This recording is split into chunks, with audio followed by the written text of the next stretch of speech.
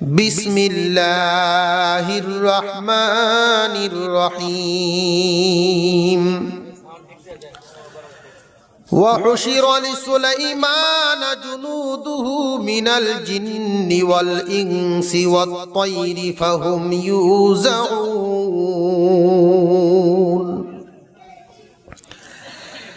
حتى إذا أتوا على واد النمل قالت نملة يا أيها النمل ادخلوا مساكنكم لا يحطمنكم سليمان وجنوده وهم لا يشعرون صدق الله العظيم. اللهم صل على محمد وعلى آل محمد كما صليت على إبراهيم وعلى آل إبراهيم إنك حميد مجيد.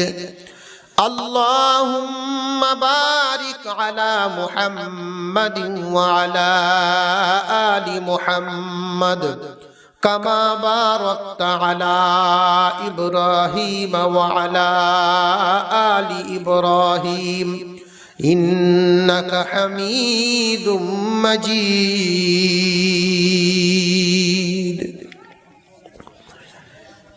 দরবেশের কান্দা মদিনাতুল উলুম মাদ্রাসা ও এতিমখানার উদ্যোগে আয়োজিত আজকের এই মাহফিলের সম্মানিত সভাপতি সাহেব, উপস্থিত উলামায়ে কেরাম, মুরব্বিয়ানে আযম, সর্বস্তরের মুসলমান ভাইয়েরা, পর্দার আড়াল থেকে আলোচনা শুনছেন মুসলমান মা ও বোনেরা, আল্লাহ পাক রব্বুল আলামিনের দরবারে শুকরিয়া আদায় করি এই জন্য পুরা এলাকা থেকে বাছাই করে আমাদের মতো কিছু লোককে আল্লাহ পাক এক দ্বীনি পরিবেশে বসার তৌফিক দান করেছেন। এজন্য সকলেই বলি আলহামদুলিল্লাহ। প্রিয় উপস্থিতি, এই মাদ্রাসার মুহতামিম সাহেব যিনি, তিনি আমাকে আদেশ করেছেন পবিত্র কোরআনুল কারীমের মধ্যে সূরা নমল নামক একখানা সূরা আছে। এই সূরার মধ্যে সুলাইমান আলাইহিস সালাম এবং রানী বিলকিসের একটু আলোচনা আছে। এই আলোচনাটা যেন আমি আপনাদেরকে শোনায় দিই।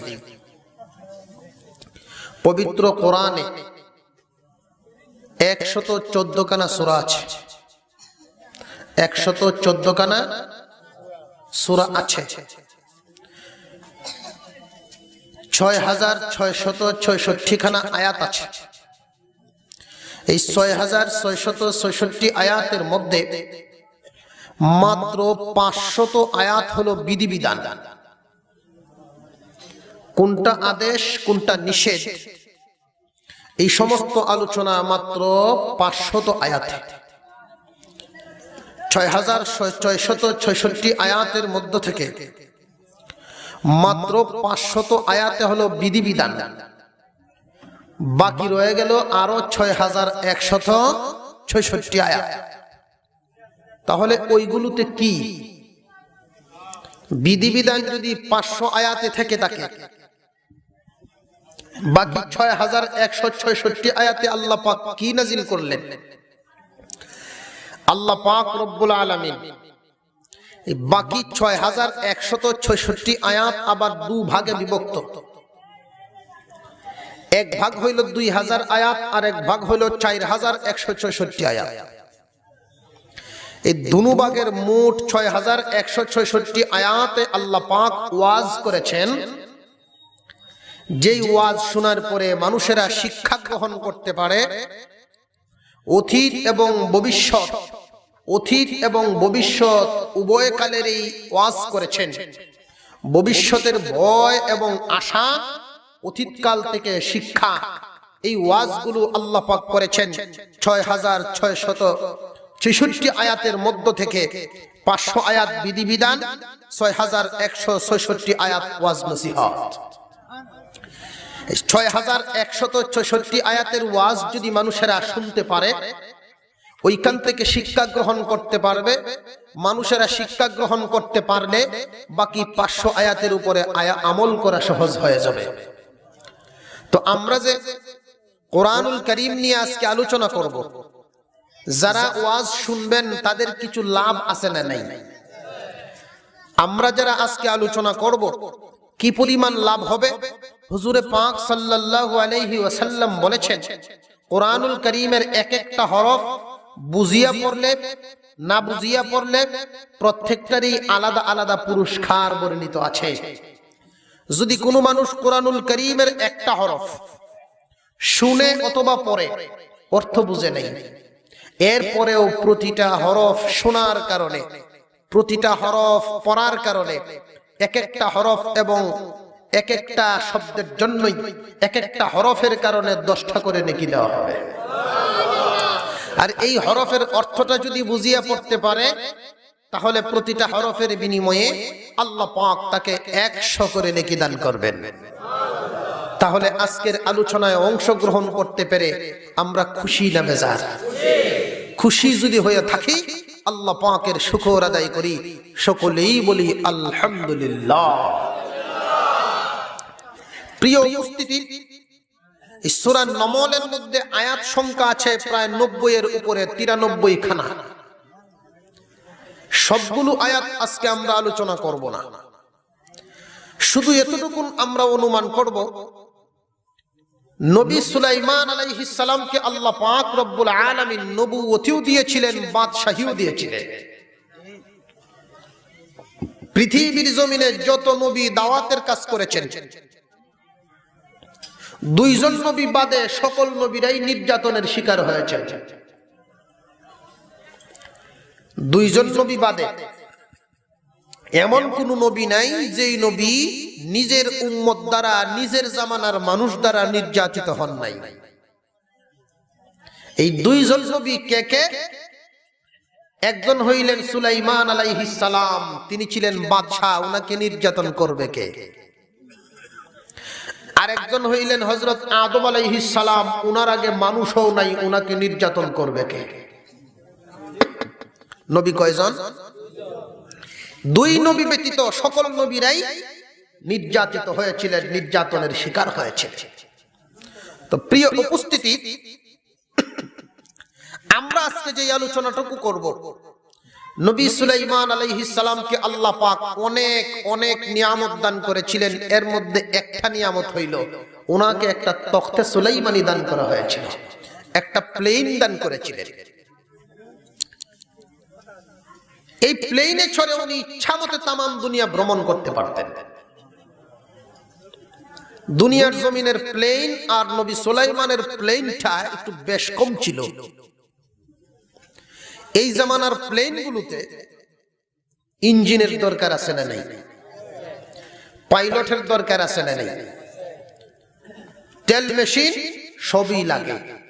যদি নিচে নামাতে হয় এয়ারপোর্টের দরকার আছে না নেই? নবী সুলাইমান আলাইহিস সালামকে আল্লাহ পাক রব্বুল আলামিন যেই প্লেনটা দান করেছিলেন, ওই প্লেনে চড়ে যখন তিনি উড়াল দিতেন, বাতাসের সাহায্যে চলতে থাকতো, কোনো রকমের মেশিন নাই, কোনো রকমের ইঞ্জিন নাই।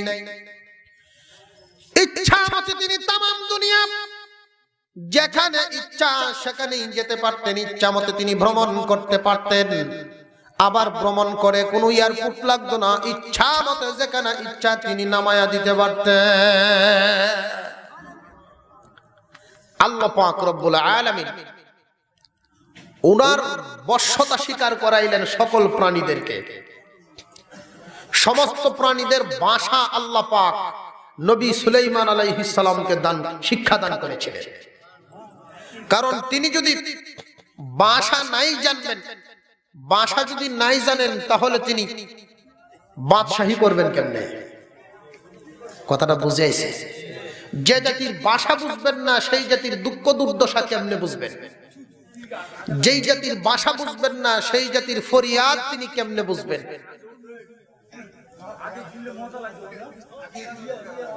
কথাটা বুঝাইছে আপনাদের? প্রিয় উপস্থিতি, আমি আপনাদের সামনে আলোচনাটা শুরু করছি। আল্লাহ পাক রব্বুল আলামিন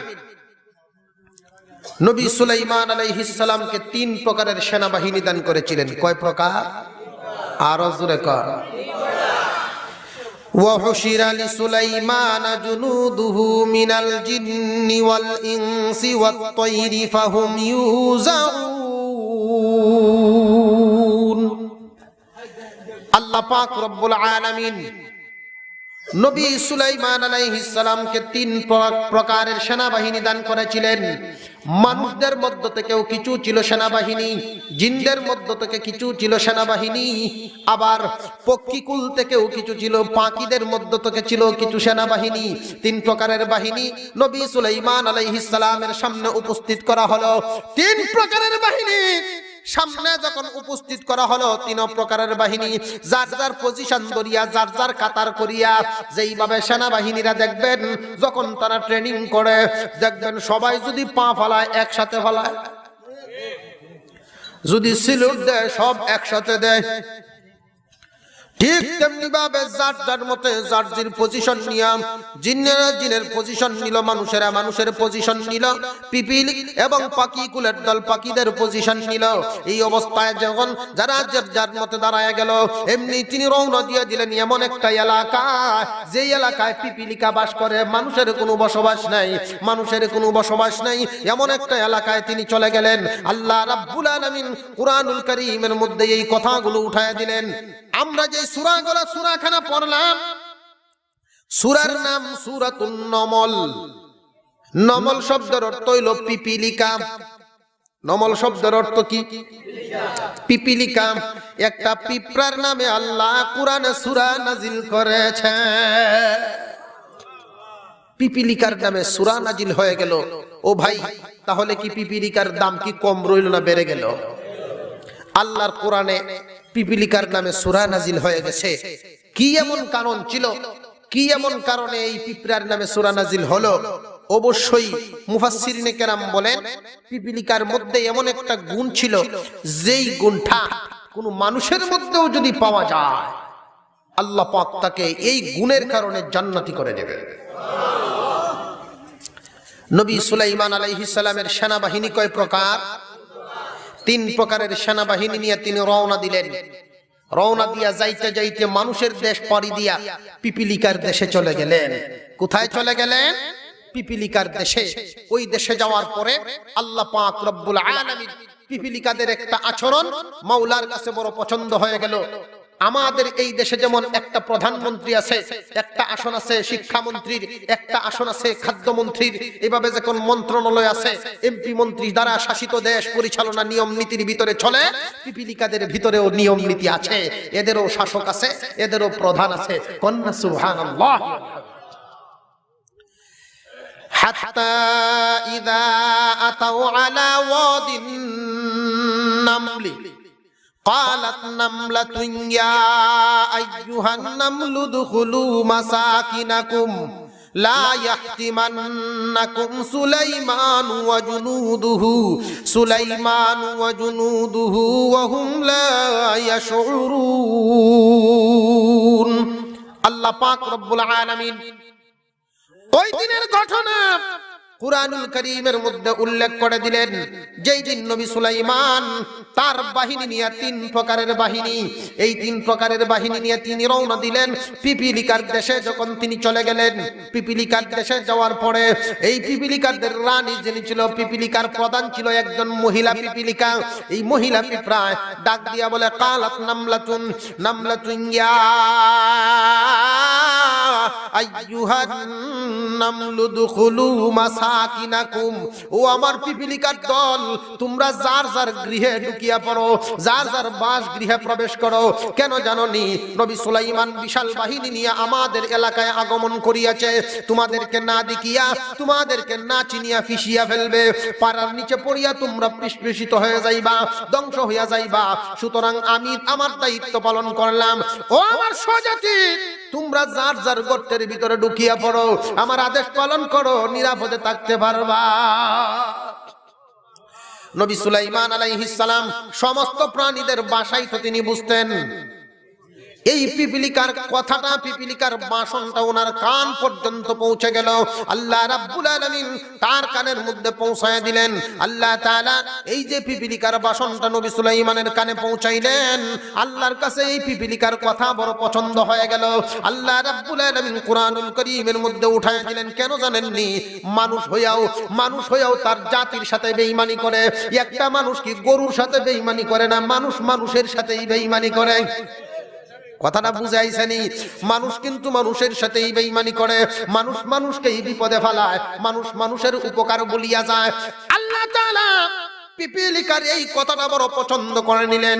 পিপিলিকা হইয়াও যার কোনো জান্নাতও নাই, যার তো কোনো জাহান্নামও নাই, কিন্তু এই যে পিপিলিকাটা, এই পিপিলিকারে আল্লাহ এমন ভাবে পছন্দ করিয়া নিয়েছেন, পিপিলিকাকে আল্লাহ রাব্বুল আলামিন মানুষ বানায়া জান্নাতবাসী করিব। 8টা প্রাণী, 10টা প্রাণী আছে এরকম জান্নাতে যাবে, এর মধ্যে একটা হইল পিপিলিকা। যেই পিপিলিকাটা নিজের জাতির মহব্বতে ডাক দিল, ও আমার স্বজাতি, নবী সুলাইমান তার বাহিনী নিয়ে আসছে, তোমরা এই মুহূর্তের গর্তের ভিতরে ঢুকিয়া যাও। নবী সুলাইমান তোমাদেরকে দেখবে না, তোমাদেরকে না দেখিয়া ফিসিয়া ফেলবে। এখন বলতে পারেন, হুজুর পিপিলিকার তো দেখা যায় রানী মহিলা, পিপিলিকার প্রধান পুরুষ না রানী? রানী মহিলা। তাহলে তো আমরাও মোটামুটি ঠিক হইয়াছি। হুজুররা খামাকা শুধু মিছিল দেয় নারী নেতৃত্ব হারাম, নারী নেতৃত্ব হারাম। কোরআন শরীফ আছেও দেখা যায়, নারী নেতৃত্ব আছেও তো দেখা যায়। ও ভাই, এটা কি মানুষের না পিপিলিকার? আমরা হইলাম আশরাফুল মাখলুকাত আর ওরা হইল পিপিলিকা। আশরাফুল মাখলুকাতের কিছু বৈশিষ্ট্য আছে, এর মধ্যে একটা বৈশিষ্ট্য হইল আশরাফুল মাখলুকাত যারা, এরা পুরুষেরা নেতৃত্ব দিবে। যদি আশরাফুল মাখলুকাত হইয়াও নারী নেতৃত্বই গ্রহণ করো, তাহলে তো তুমি পিপিলিকার চাইতেও মানুষ হইয়া পিপিলার জাতি হইয়া গেল। নবী সুলাইমান আলাইহিস সালাম কথাটা শুনছেন। কার কথা? পিঁপড়ার কথা। শুই না তিনি কি করলেন? একটা হাসি দিলেন। কোন জাতের হাসি? আল্লাহ পাক নবীগণের সেই হাসিটাও কোরআনে উঠায়া দিয়েছেন। হাসি হইল 3 প্রকার। হাসি কয় প্রকার? এক প্রকারের হাসি আছে, এটার নাম হইল মুস্কি হাসি, তাবাসসুম বলা হয়। ফাতাবাসসামা যাহিকা, ফাতাবাসসামা যাহিকা, মুস্কি হাসি দিয়েছিলেন সমস্ত নবীগণ, মুস্কি হাসতেন। মুস্কি হাসাটা নবীগণের সুন্নাত। মুস্কি হাসার ধরন কি? মুস্কি হাসার ধরনটা হইল চেহারার মধ্যে বোঝা যাবে লোকটা হাসতেছে, দাঁত প্রকাশ পাবে না। হাসি হইল 3 প্রকার। এক প্রকারের নাম হইল তাবাসসুম, আরেক প্রকারের নাম হইল যাহাক, আরেক প্রকারের নাম হইল কাহাকাহা। তাবাসসুম হাসি নবীগণের সুন্নাত, চেহারার মধ্যে প্রকাশ পাবে, শব্দও হবে না, দাঁতও দেখা যাবে না। যাহাক হাসি হলো শব্দ হবে না, ঠিক চেহারাতেও বোঝা যাবে, দাঁতও দেখা যাবে। কাহাকাহা শব্দটা হইল কাহাকাহা, যে হাসিটা, এই হাসিটা ভাই এমন একটা হাসি, মুঠামুঠি ভাবে তার শক্তি অনুযায়ী আওয়াজ যদি ভালা জুত করে একটা শক্তিশালী মানুষে দিতে পারে, আধা কিলোমিটার যাইব। কথা বুঝে আইছে? এই মাত্র শোনা গেছে একটা, এইটার নাম হইল কাহাকাহা, অট্ট হাসি। কথাটা বুঝাই দিলাম নি, বাস্তবে বোঝা গেছে, ঠিক না বেঠিক? তাবাসসামা যাহিকাম মিন কওলিহা ওয়া ক্বালা রাব্বি আউযি'নি আন আশকুরা নি'মাতাকাল্লাতী আন'আমতা আলাইয়া ওয়া আলা ওয়ালিদাইয়া ওয়া আন আ'মালা সালিহান তারদাহু ওয়া আদখিলনি বিরাহমাতিকা ফি ইবাদিকাস সালিহিন। এই যে পিপিলিকার কথাটা শোনার মতো যোগ্যতা নবী সুলাইমানকে কে দিয়েছেন? আর জোরে কোন আল্লাহ পাক রব্বুল আলামিন নবী সুলাইমানকে পিপিলিকার কথা শোনার মতো যোগ্যতা দিলেন।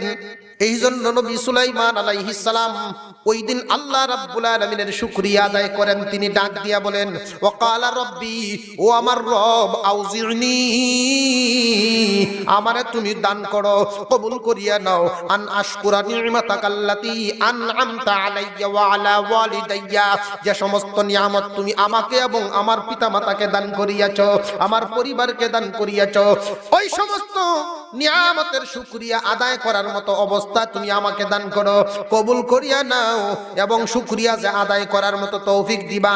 এবং দ্বিতীয় দরখাস্তটা হলো আল্লাহর কাছে, ওয়া আন আমালা সালিহান তারদা, নেক আমল কিন্তু বহু আছে, আল্লাহ এমন নেক আমল করার তৌফিক দাও। নেক আমল বলতে ওয়া আন আমালা সালিহান, আমল শব্দের অর্থ হইল কাজ, আমল অর্থ কি? কাজ। সালিহান অর্থ নেক, নেক মানে ভালো। কথা বুঝে আইছেনি? ভালো কাজ করার মতো তৌফিক তুমি আমারে দান করো, ভালো কাজ করার মতো তৌফিক দান করো। আয় আল্লাহ, এমন ভালো কাজ যেই ভালো কাজে তুমি খুশি হইয়া যাও। সব ভালো কাজে কিন্তু আল্লাহ খুশি না। কথা বুঝে আইছেনি? অনেক সময় দেখা যায় যুবকেরা বাসে উঠে, বাসে উঠার পরে যদি দেখা যায় নিজের একটা সিটের মধ্যে বসে, পাশে একজন মহিলা দাঁড়ানো, সে খুব ভালো গিরি দেখাইতে গিয়ে কয়, আপা আপনি বসেন। কাজটা মন্দ করলো না ভালো করলো? কাজটা তো ভালো করছে। কিছুক্ষণ পরে আর এই ভালোটা থাকলো না, কিছুক্ষণ পরে কয়, আপনার বাড়ি কই? বাড়ি জিগায়, একটু পরে নাম্বারটা একটু দিয়ে যান। উপকার করছে। ভালো এতক্ষণ ছিল, এখন কি আর ভালো রয়েছে? প্রিয় উপস্থিতি, আল্লাহ পাক রব্বুল আলামিন নবী সুলাইমানকে দিয়া বুঝায়া দিলেন তামাম জাতিকে, তোমরাও যে নেক আমল করবা, নেক আমল করার পরে এটা মনে করিও না নেক আমল করলেই কবুল হয়ে গেল। নেক আমল করলেই কিন্তু কবুল হয় না। নেক আমল করার পরে আল্লাহ রাব্বুল আলামিনের কাছে দরখাস্ত করতে হয়, আয় আল্লাহ, আমার এই নেক আমল তুমি কবুল করিয়া নাও। ইব্রাহিম এবং ইসমাইল দুনো নবী খানায়ে কাবা বানায়া আল্লাহ রাব্বুল আলামিনের কাছে দোয়া করেছিলেন, রব্বানা, আয় আল্লাহ আমাদের রব, ও আমাদের রব, আয় আল্লাহ রব্বানা, তুমি আমাদের রব, আয় আল্লাহ তাকাব্বাল মিন্না ইন্নাকা আনতাস সামিউল আলিম। খানায়ে কাবা বানায়া আল্লাহর দরবারে দরখাস্ত করেছিলেন, প্রভু হ্যাঁ, এই যে কাবা ঘর বানাইলাম, এটা ভালো না মন্দ? ভালো কাজ করার পরে ওনারা দোয়া করেছিলেন, আল্লাহ কবুল করিয়া নাও। সারা জীবন যদি নেক আমল করেন, একটাও যদি মাওলার দরে কবুল না হয়, এটার একটার কোনো দাম আসেনি। আল্লাহ রাব্বুল আলামিনের দরবারে যদি কবুল হয় তখন কিন্তু দাম, কবুল যদি না হয় একটারও কোনো দাম নাই। এইজন্য নেক আমল করার পরে আল্লাহর দরবারে দরখাস্ত করা, আয় আল্লাহ নেক আমল এমনটা করার তৌফিক দাও যেই নেক আমল তোমার দরবারে কবুল হয়। এইজন্য নবী সুলাইমান আল্লাহর দরবারে দরখাস্ত করেন, প্রভু গো, যেইভাবে নিয়ামত দিয়েছো শুকরিয়া আদায়ের তৌফিক দাও এবং এমন নেক আমলের তৌফিক দাও যেই নেক আমলে তুমি সন্তুষ্ট হও। তুমি যদি খুশি না হও, নেক আমল করলে লাভটা কি? আল্লাহ এমন নেক আমলের তৌফিক দাও যেই নেক আমলে তুমি সন্তুষ্ট হইয়া যাও। এটাই ভাই শেষ না। কোন মানুষ যদি মনে করে নেক আমল করলেই আমি কামিয়াব, না না, শুধু নেক আমল দ্বারা কোনো মানুষ জান্নাতি হইতে পারবে না। নেক আমল দ্বারা আল্লাহ রাব্বুল আলামিনকে খুশি করা যায়। খুশির জন্য দোয়া করা। নেক আমল করলা, এটা তুমি তোমার দায়িত্ব পালন করলা। নামাজ আদায় করলা, এটা তুমি তোমার দায়িত্ব পালন করলা। রোজা আদায় করলা, তুমি তোমার দায়িত্ব পালন করলা। হজ আদায় করলা, তুমি তোমার দায়িত্ব পালন করলা। কিন্তু জান্নাত পাওয়ার জন্য কি করলা? জান্নাত পাওয়ার জন্য আল্লাহর কাছে দোয়া করতে হবে। কেন জানেননি? নামাজের দ্বারা আল্লাহ রাব্বুল আলামিন নামাজের দ্বারা কিন্তু হুকুম পালন করলেন। আল্লাহ যদি দয়া করেন জান্নাত দিবেন, দয়া না হইলে জান্নাত নাই। বিশ্বনবী বলেন, কোন মানুষ এমন নাই যেই মানুষটা নাকি আল্লাহর তৈরি জান্নাতে বিনা কারণে যেতে পারবে। ইবাদতের দ্বারা কোন মানুষ জান্নাতে যেতে পারবে না। আল্লাহর রহমত ছাড়া কেউ জান্নাতে ঢুকতে পারবে না। সাহাবীরা জিজ্ঞাসা করেন, ইয়া রাসূলুল্লাহ, ইয়া হাবিবাল্লাহ, আপনিও নাকি আল্লাহর রহমত ছাড়া জান্নাতে ঢুকতে পারবেন না? বিশ্ব নবী বলেন, না না, আমি নবীও না, আল্লাহর রহমত ছাড়া কেউ জান্নাতে ঢুকতে পারবে না। তবে জেনে রাখো, আল্লাহ রাব্বুল আলামিনের রহমত আমাকে সব সময় এমন ভাবে ডেকে রাখে, একটা মশারি যেইভাবে বিছানাকে ডেকে রাখে।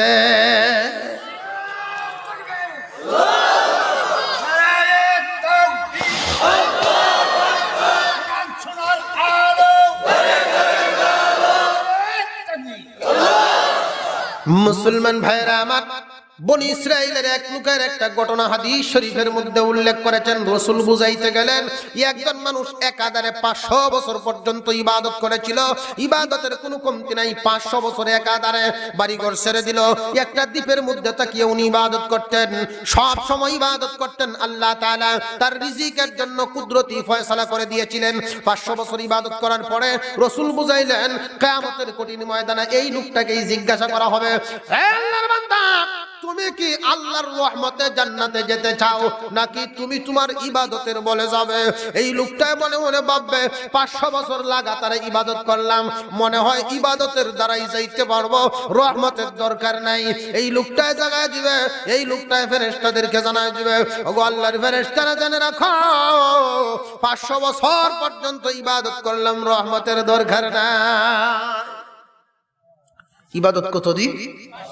500 বছর করছি, রহমতের দরকার নাই, সুতরাং আমি ইবাদত দ্বারাই যেতে পারবো। আল্লাহ পাক বুঝাই দিলেন, ও ফেরেশতারা, ওই বান্দা বুঝতে পারে নাই, সে তো আবেদ, সে আলেম না। আবেদকে বুঝাই দাও।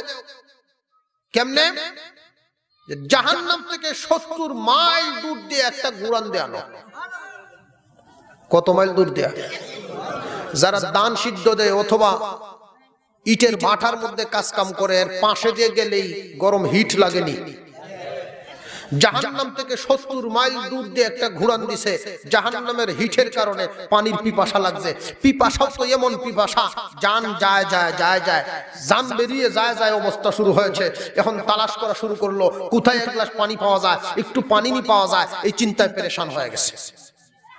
কি করা যায়? পানির জন্য পেরেশান। এমত অবস্থায় আল্লাহ পাক একজন ফেরেশতা দিয়া একটা জগ, একটা গ্লাস পানি দিয়ে পাঠায় দিয়েছে। সুবহানাল্লাহ, কিছু না, মাওলার খেলা। এই লোকটা পানি পিপাসিত হইয়া ডাকতেছে, ভাই আমার একটা গ্লাস পানি দাও। কিছু আছে, টাকা পয়সা আছে? মরার পরে কি টাকার সাথে যায়নি? কাপড়ের পকেট আছে? তবে ইদানিং ওই তো পারে যে সিস্টেম শুরু হয়েছে, যে নগেলে কিটা খাইব, পকেটে দিয়ে দিয়ে কিছু। কাপড়ের তো পকেট নাই, এত পেরেশানির পরেও কিছু নেওয়া যায় না। খালি হাতে যাওয়ার পরে তো আমার কাছে টাকা পয়সা নাই, তাহলে নেকি দাও, একটা গ্লাস পানি তোমাকে দিয়ে দিব, নেকি দাও। যে কতটুকু নেকি? 250 বছরের নেকি লাগবে এক গ্লাস পানির জন্য। আমি নেকি দিয়ে কি করবো যদি আমি না বাঁচি? 250 বছরের নেকি দিয়ে দিলাম, তবু আমারে বাঁচাও, এক গ্লাস পানি আমাকে দাও, আমাকে বাঁচাও, এক গ্লাস পানি দাও। একটা গ্লাস পানি দিল 250 বছরের ইবাদতের বিনিময়ে।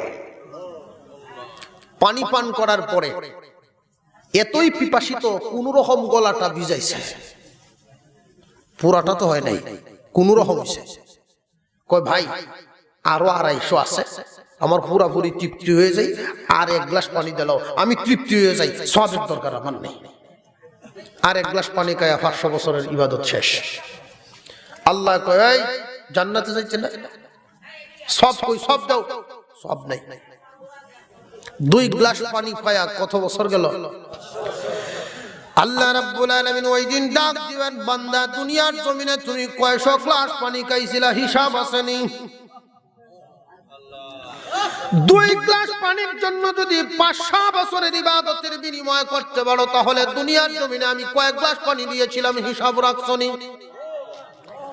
তাহলে আমার রহমত ছাড়া তুমি কেমনে জান্নাতে ঢুকবা, তোমার খবর না। এজন্যই নবী সুলাইমান আলাইহিস সালাম বলেন, ওয়াদখিলনি, আয় আল্লাহ প্রবেশ করায়া দাও, বিরহমাতিকা, বিরহমাতিকা, তোমার রহমত দ্বারা আমাকে প্রবেশ করায়া দাও, তোমার রহমত দ্বারা, ফি ইবাদিকাস সলিহিন, জান্নাতি বান্দাদের মধ্যে, জান্নাতি বান্দাদের সাথে আমাদেরকে মিশায়া দাও, জান্নাতি বান্দাদের নামের ভিতরে ঢুকায়া দাও তোমার রহমত দ্বারা। না ইবাদত দ্বারা, না আল্লাহর রহমত দ্বারা। এজন্য আল্লাহর রহমত সব সময় চাওয়া, রহমত সব সময় কামনা করা। নবী সুলাইমান আলাইহিস সালাম এই দৃশ্যটার পরে, ও ভাই, তিন দলরে বসাইছেন, তার কয় দল বাহিনী? তিন দল বাহিনীর মধ্যে কুচখবর নেওয়া শুরু করলেন। সর্বপ্রথম কোন দলটা নিলেন দেখেন, এক দল হইল জিন্নাত, এক দল হইল মানুষ, আর এক দল হইল পাখিকুল। সবচাইতে ছোট কোনটা? আরো জোরে কন। পাখি ছোট। সুতরাং তিনি লক্ষ্যই করলেন সর্বপ্রথম, ওয়াতাফাক্কাদাত তায়রা, পাখিদের খবর নিলেন। এইখান থেকে কিন্তু শিক্ষা আছে আমাদের। কোন মানুষ যদি কোন শাসক হন, তাহলে দুর্বলের প্রতি লক্ষ্য আগে করা। তিন দলের মধ্যে পাখি হইল দুর্বল, জিন্নাত হইল সবল, মধ্যম হইল মানুষ। সবার আগে তিনি খবর নিলেন পাখিদের, পাখিদের খবর আগে নিলেন তিনি পাখিদের কুছ খবর নিয়ে। দেখেন পাখির মধ্যে একটা পাখি নাই, হুদহুদ নামক একটা পাখি ছিল, পাখিটা নাই। এই পাখিটারে তালাশ করা লাগলেন। তালাশ কেন করলেন? মুফাসসিরিনে কেরাম কয়েকটা কারণ উল্লেখ করেছেন এইখানে। তিনি এভাবে জিজ্ঞাসা করলেন, ওয়াতাফাক্কাদাত তায়রা, ওই পাখিগুলোর খবর নিতে গিয়ে তিনি লক্ষ্য করলেন হুদহুদ নাই। তিনি ডাক দিয়া বলেন, ফাকালা মালিয়া লা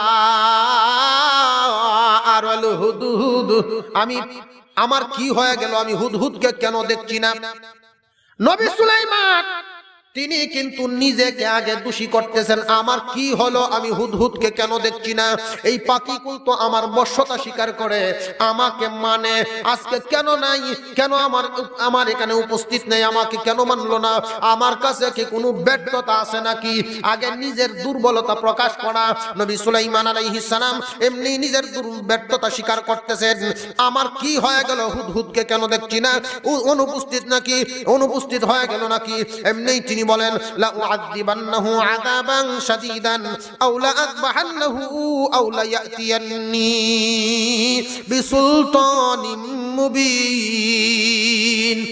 এবার আসুক, আমি তাকে কঠিন শাস্তি দিব, অথবা জবাই করে ফেলবো, নইলে উপযুক্ত কোনো প্রমাণ হাজির করবে। এইখান থেকে একটা শিক্ষা আছে, আমাদের যে সমস্ত গৃহপালিত পশু আছে, আমাদের বশ্যতায় যে সমস্ত পাখিগুলো থাকে বা প্রাণীগুলো থাকে, এই প্রাণীগুলোকে শাসন করা জায়েজ আছে। নবী সুলাইমান আলাইহিস সালাম কি বলতেছেন, যে হুদহুদ গেল কই, এবার আসুক, আমি তাকে কঠিন শাস্তি দিব। না মানার কারণে কি দিবেন? শাস্তি দিবেন। এতে বোঝা গেল আমরা যে সমস্ত প্রাণী লালন পালন করি, এগুলোর শাস্তি দেওয়া জায়েজ আছে, কিন্তু এটার একটা পরিমাণ আছে। শাস্তি দেওয়া দিয়ে যদি বিবির সাথে ঝগড়া করে গরুর উপরে নিয়ে ডালে, এমন আছে না নাই? তাহলে জায়েজ না? না জায়েজ? শাস্তি তো আপনি এতটুকু দিতে পারবেন, একটা গরু আপনার রাস্তা দিয়ে হাঁটছে, আর একজনের জমিতে মুখ দিয়ে দিল, আপনি মুখটা ফিরাই দিতে পারেন। হাল চাষ শুরু করছেন, অলসতা করছে, একটু শাসন করতে পারেন, এটা সীমার ভিতরে বিবেক খাটায়া। এখন যদি গড়ের জগরা যদি গরুর উপরে ফালান, তাহলে তো এটা মানুষের কাজ হলো না। কথাটা বুঝাইছে। নবী সুলাইমান আলাইহিস সালাম খুব রাগান্বিত হয়েছেন হুদহুদ পাখির উপরে। এমনি কিছুক্ষণের ভিতরেই দেখা যায় হুদহুদ পাখি উপস্থিত হয়ে গেছে। মুফাসসিরিনে কেরাম বলেন, হুদহুদকে তিনি তালাশ করলেন কেন? পাখি তো ছোট, পাখি আরো ছিল, সরাইও তো ছোট, বাবুই পাখিও তো ছোট। ছোট পাখির মধ্যে হুদহুদের তালাশটা কেন করলেন? হুদহুদের তালাশটা এ কারণেই করলেন, নবী সুলাইমান আলাইহিস সালাম যাচ্ছেন কোথায়? নিজের বাড়িতে না সফরে? সফরে আছেন। এই সফরে থাকাকালীন একটা নিয়ম আছে, আপনি যেদিকে যাবেন, যদি ঢাকায় যান 3 দিন থাকলে এই 3 দিন থাকার মতো ব্যবস্থাপনা সাথে রাখা, এটাই সুন্নাত। অনেক মানুষের একটা ভুল ধারণা, যারা তাবলীগ জামাত বিদ্বেষী, এরার কথা হইল আল্লাহর রাস্তায় যাইব, তাহলে সাথে আবার গাঠি কেন, সাথে আবার মাল সামান কেন? আল্লাহর রাস্তায় যাইব, আল্লাহই তো খাওয়াইব। ও ভাই, আল্লাহর রাস্তায় গেলে যে আল্লাহ খাওয়াইতে পারে এই বিশ্বাস আমাদের আছে, কিন্তু নেই কেন? নেওয়া হয় রাসূলের সুন্নত হিসাবে। আল্লাহ কইয়া দিয়েছেন, নবী সুলাইমান আলাইহিস সালাম অন্যান্য পাখিদেরকে খুঁজেন নাই, হুদহুদ পাখিকে কেন খুঁজলেন? মুফাসসিরিনে কেরাম বলেন, সুলাইমান আলাইহিস সালাম সফরে ছিলেন, সফরে থাকাকালীন তার ব্যবস্থাপনা করার জন্য প্রয়োজনীয় বস্তুগুলো সাথে রাখা জরুরি। এর মধ্যে একটা প্রয়োজনীয় বস্তু ছিল হুদহুদ পাখি। কেন জানেননি? মানুষ যদি চলতে হয় তাহলে পানির প্রয়োজন আছে না নাই? মরুভূমি এলাকার মধ্যে হুদহুদ পাখিকে নবী সুলাইমান আলাইহিস সালাম হুকুম দিতেন, ও হুদহুদ তুমি দেখিয়া লও। হুদহুদ পাখির চোখের মধ্যে আল্লাহ রাব্বুল আলামিন এমন শক্তি দান করেছিলেন, উপর থেকে তাকায়াই বলতে পারতো কয় হাত নিচে পানি পাওয়া যায়। হুদহুদ পাখিটা কোন জায়গায় 3 ফুট নিচে আছে, কোন জায়গায় 8 ফুট নিচে আছে, কোন জায়গায় 15 ফুট নিচে আছে, কতটুকু নিচে পানি পাওয়া যায় এটা তাকায়াই বলতে পারতো। যখন বলতো ও আল্লাহর পয়গম্বর এই জায়গায় আছে 8 ফুট নিচে, ওই জায়গায় হলো 10 ফুট নিচে, ওই জায়গায় 20 ফুট নিচে, তখন নবী সুলাইমান ডাক দিতেন জিন্নাতকে। বাহিনী তো 3টা, মানুষও আছে, জিন্নাতও আছে, পাখিগুলো আছে। জিন্নাতদেরকে দিয়া তিনি পানি উঠাইতেন, জিন্নাতরা পানি উঠায়া দিত। রান্না বান্না করার জন্য মানুষ লাগাইতে, এক একটা কাজের জন্য এক একটা দেখায়া দিত। কেলা হুদহুদ পাখিটা দেখায়া দিত, হুদহুদ পাখি পানি উঠায়া দিত জিন্নাতে, রান্না বান্না মানুষে। এখন বুঝাইতে পারেন হুজুর রান্না বান্না মানুষকে দিয়ে কেন করাইলো? আরে রান্না বান্না মানুষকে দিয়ে এই কারণেই করাইছেন, নবী সুলাইমান কোন জাতি মানুষ, মানুষের অভ্যাসে অভ্যাসিত।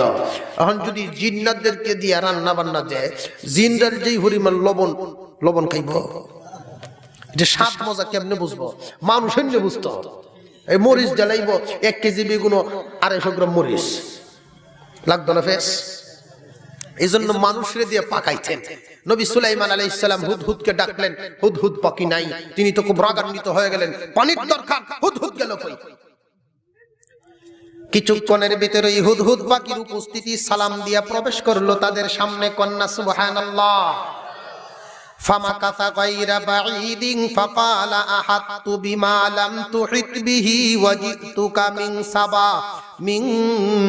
সাবাইন বিনাবাইন ইয়াকিন। নবী সুলাইমান আলাইহিস সালামের সামনে হুদহুদ পাখিটা এমনি সালাম দিয়া বন করে উড়াল দিয়া আয়েশা সামনে হাজির।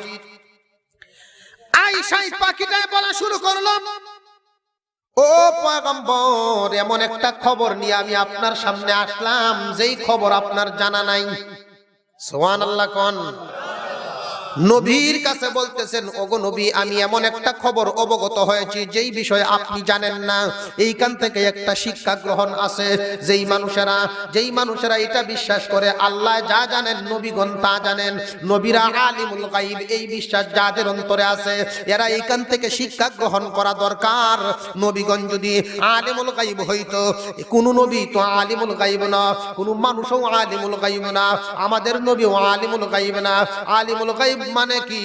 সবকিছু যিনি জানেন, সবকিছু জানেন একমাত্র কে? জোরে আওয়াজ দিয়া কোন কে? সবকিছু জানেওয়ালা একমাত্র আল্লাহ। যদি নবীগণ সবকিছু জানতেন তাহলে কি জিব্রাইলের দরকার আসেনি? সবকিছু জানলে আর জিব্রাইল যে কইতো কি? সুতরাং এই যে পাখিটা, এই পাখিটা নবী সুলাইমানের সামনে আইসা বলে, ওগো আল্লাহর পয়গম্বর, আমি এমন একটা সংবাদ নিয়ে আপনার কাছে উপস্থিত হলাম যেই বিষয়ে খবর আপনার কাছেও জানা নাই। আমি সাবা নামক দেশ থেকে নির্ভরযোগ্য খবর নিয়ে, নির্ভরযোগ্য প্রমাণাদি নিয়ে আপনার সামনে উপস্থিত হলাম। নবী সুলাইমান আলাইহিস সালাম পাখির কথা শুনে চুপ হয়ে গেলেন, আশ্চর্য হয়ে গেলেন। এমন একটা দেশের খবর নিয়ে তুমি আসলা যেই খবর আমার কাছে জানা নাই। নবী সুলাইমান আলাইহিস সালামের কাছে হুদহুদ পাখিটায় বলা শুরু করে দিল, ওগো আল্লাহর পয়গম্বর, আমি উঠতেছিলাম একটা এলাকার মধ্যে বেড়াইতেছিলাম, হঠাৎ করে দেখি আমার মতো আর একটা হুদহুদ দেখা যায়। আমি তার সাথী হয়ে গেলাম কিছু করার জন্য। দুজনে একসাথে গল্প করতেছিলাম আর উঠতেছিলাম। উঠতে উঠতে তার দেশের মধ্যে যখন বেড়াইতে গেলাম, ওই গিয়া দেখলাম তার দেশের কাণ্ড কারখানা। ওই দেশের মধ্যে গিয়া এমন খোঁজখবর দেখলাম যেটা আপনি পছন্দ করেন না, যেটা নাকি আল্লাহ পছন্দ করেন না। ও পয়গম্বর, ইন্নী ওয়াজাদতু ইমরাআতান তামলিকুহুম, আমি ওইখানে পেয়েছি একজন মহিলা এদের রাজত্ব করে।